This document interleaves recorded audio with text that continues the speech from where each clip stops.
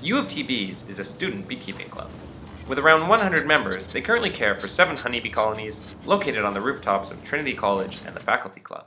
Right now there's about 10 or 20,000 bees in every hive.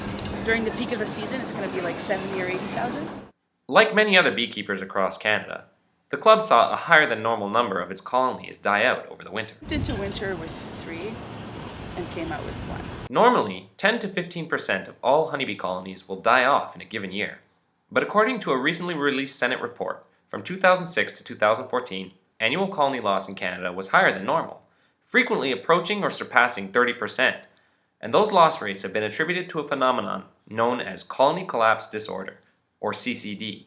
This trend is alarming to some because honeybees play an integral role in agriculture. Approximately 1/3 of the human diet in some way depends on plants that are pollinated by these and other insects. CCD has appeared in countries other than Canada.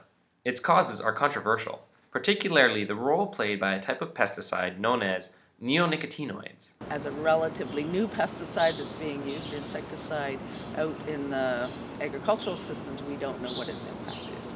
I think it's important that we look at neonicotinoids and their role.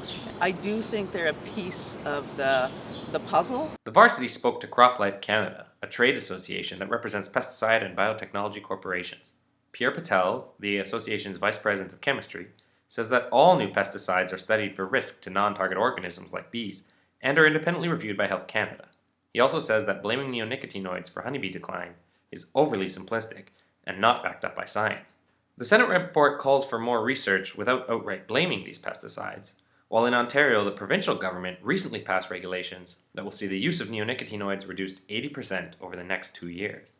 Though the Senate report did not recommend new restrictions on neonicotinoids, it has instructed Health Canada to complete, without delay, a reevaluation of these pesticides in the interests of protecting honeybee health. For the Varsity News, I'm Sal Basilone.